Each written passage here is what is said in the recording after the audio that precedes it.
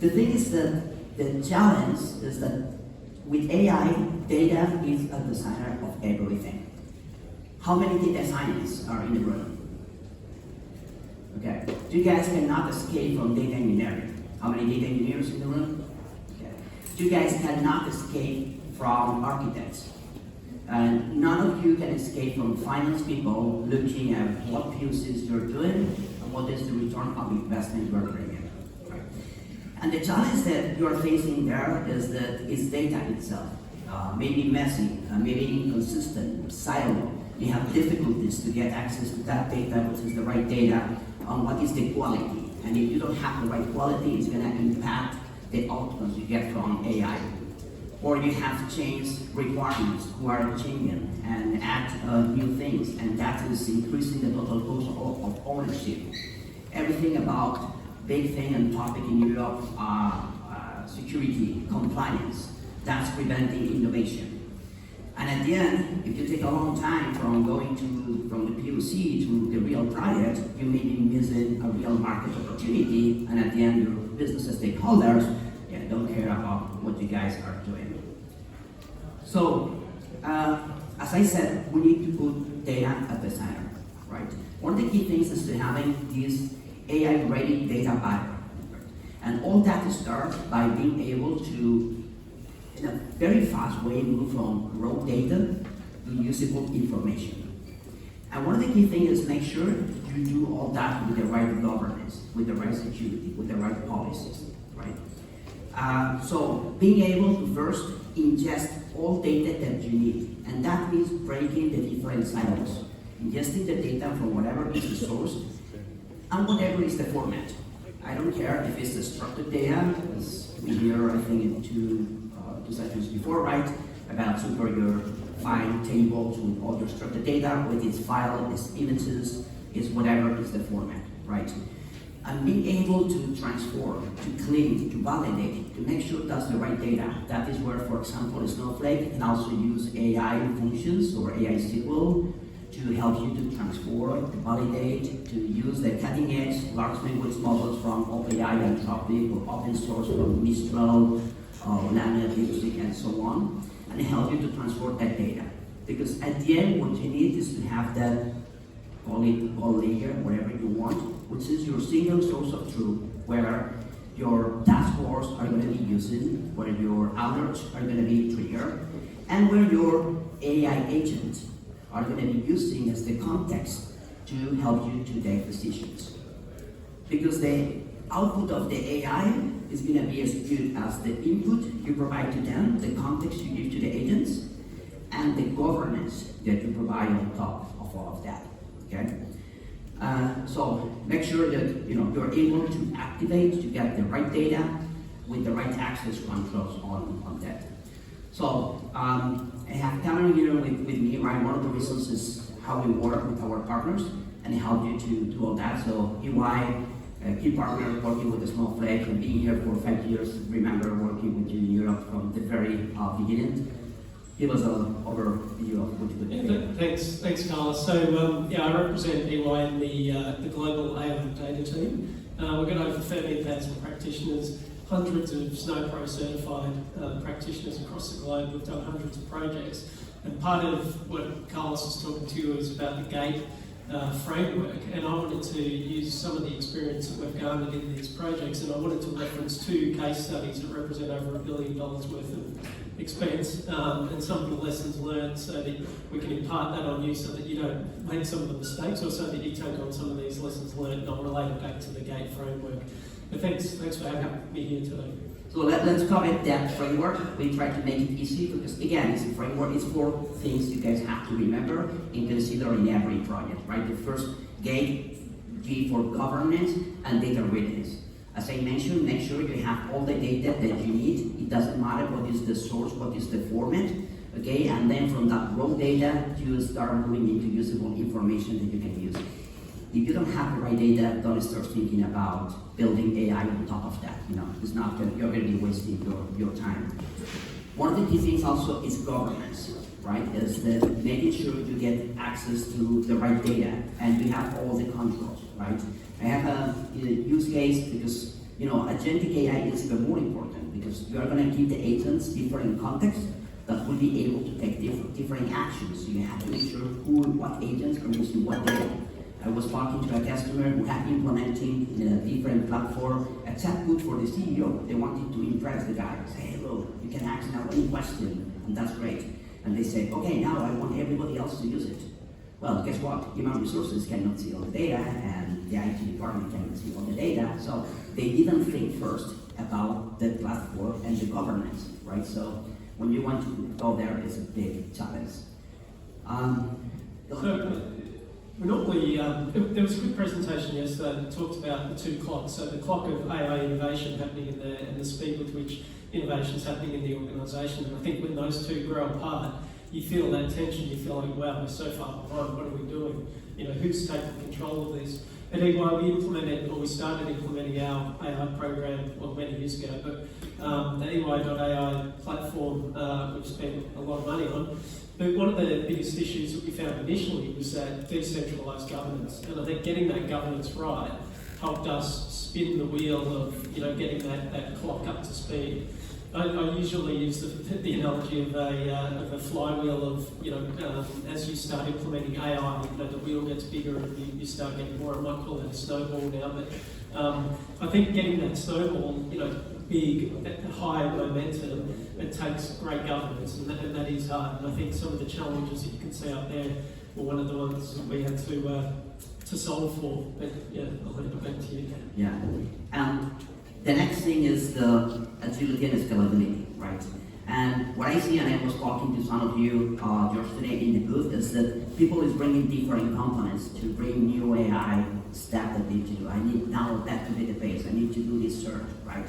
And what you see is a sprawling AI platform that you're bringing on the top. That again is bringing more complexity, and increasing the cost and the maintenance and the overhead that you have, right? So for us, it's critical that you get value of AI. So having a full stack platform where you can bring any capabilities that you want because it's there on the platform for you to use, right? Not you to reinvent and create everything. I talk about governance, right? So we have customers like Thomson Reuters that build this chatbot who can talk to the data and you really democratize to all the users. So depending who you are asking questions and only get answers for the information you can get access to, right? But when you think about scalability, we saw in the previous slides, again, we have TS Magent, which is processing 5,000 emails per month. And now they're able to automatically categorize, understand what's the value, what's the urgency, and go to the right department. And again, what I said at the very beginning, what this means for these guys is I think it's around 4,000 hours saved per year and 30% cost reductions. So things that really matter at the very end. Piloting is fun, scaling is hard. I think Gartner recently released a survey that 13% of organisations have actually scaled AI, and out of that 13%, only half actually claim that they've gotten value out of that scaled AI. And we've seen that sort of time and time again. I think part of the reason is the non-functional requirements. People don't sort of think about those, and they don't scale linearly. So they also have interactions amongst them. So, think data sovereignty, privacy, security, performance, all these sort of boring but important things. They're the things that are difficult. The second case study here is a large Philippines bank. We took on a simple use case, and it was really a chatbot rolled out to branch staff, augmented with policy documents, so maybe 12,000 policy documents. But when we scaled that, or when we rolled that out, the branch staff actually loved it. And I think a lesson learned there as well was that the bank CEO said that no person will lose their job from AI. Now, not every organisation can say that, but it took the fear away from the staff that their jobs were going to be taken, and it allowed us to scale the solution out. And I think scaling is really hard. We usually think tool set, skill set, mindset in that order. I think you need to flip it. You need to be thinking, why are we doing this? How can we get people culturally on board with the change that we're going to implement? Then think about the skill set that's required to enact that change. then think about the tool set that supports that. I think we always think about it in the reverse order. Yeah, I mean, culture is definitely, one of the key things. And at the end, the third thing is that talent, right, that you need, and what is the support that you need to make that happen, right? So there is a shortage of resources, right? So I think Forbes mentioned 85% of IT projects, Gen AI projects not moving forward because don't have the right skills, right? So here, as a platform here within Snowflake, what we think is make things extremely easy, right? So Gen AI, many people is new to that, so how we can scale right there. From the very beginning, Snowflake, those of you who knows it, make this very simple and very scalable, right? We apply the same things to Gen AI now. I guarantee you, if you can build your own chatbot in less than 1 hour, right, within the Snowflake using a trial account, please go ahead and do that.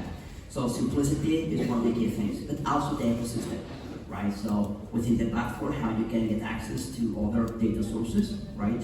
How you get access to other applications, and of course, the system integrators, UI working with us to make all those things happen. Anything else about the talent you think about? I think, you've really got to, when you roll out use cases initially, if you're taking a use case driven approach, think about, normally we order the use cases by financial benefit first. I think initially, think of it in terms of what will get adoption and support, what will enact the cultural change early on. As you start getting the snowball happening, you can throw more use cases at it and it will get bigger and rock faster. But if you don't get that change agent action happening, that's problematic. So think about adoption in your earlier use, prioritize adoption over financial return, at least initially, until you get adoption, then you can sort of filter in those financial use cases. Which I think aligns perfectly with the last thing you have to consider, which is evaluation and trust. Because if you're adopting but your people do not trust the output, the business guy doesn't trust what they get from AI, they will not use it, it will fail, right? So being able to evaluate, being able to have the reliability, to understand the outputs, to control, also having the human in the loop, right? And being able to measure from a technical point of view to understand what your models are doing, and also for a financial return point of view, right? Measuring how that's affecting. It doesn't matter if you have right governance, scalability, and you have the right talent. You are not able to measure to understand how your projects are doing, there will be failure, right? So finally, so some of the lessons learned. So please take away some of our hard lessons learned. So number one is executive support is absolutely necessary, but so too is that grassroots support. So you need both of those for an effective program. Make it easy for where all the solutions go. Have that central marketplace if you can. I think obviously humans at the centre, and like I said, flip the tool set, skill set, mindset way of thinking around. Think mindset, skill set, then tool set. A lot of the time with the use case approach, you look at it and you go, how can AI reinvent this process? You need to sort of, and we've seen many presentations already, but really think disruptively. So if we were building this from scratch, knowing what we know now, how would you do it? And I think you end up with very different processes as well. And if you're using a use case driven approach, think of the sum of the parts. Because we always look at each use case individually and look at it at its merits, but what does the sum give you? And if the sum doesn't give you that macro change that you need, then you'll be in trouble as well. We've talked about agility and the need for agility. I think with the fast moving, in that clock analogy, I think with the fast moving field as it's happening, you absolutely need an agile way of working. At the bank example that I talked about, we had development windows, so we only developed in that 100-day cycle. Arguably that could have been faster, but have a predefined window. And I think it's fine to have a use case driven approach, but start with that macro view and start with that culture view and that change management view at the very top. And obviously think about responsible AI. That's critical, as we've seen, and that needs to be embedded throughout the whole program. Good, perfect. So nice wrap up. Thank you, everybody. We're going to be in the booth for any question or taking questions now, right? If you want to chat or see anything working, we'll be happy to be there. So remember this GATE approach, right? Having the governance, the data ready. You don't have data, garbage in, garbage out, right? Being able to have agility and scalability. Don't try to build a new Lego on top of your systems, right? Being able to have the right talent, the right people working with you, using easy tools that can make you accelerate all that, and of course on the evaluate and trust that you have in your systems. Thank you. Thank you.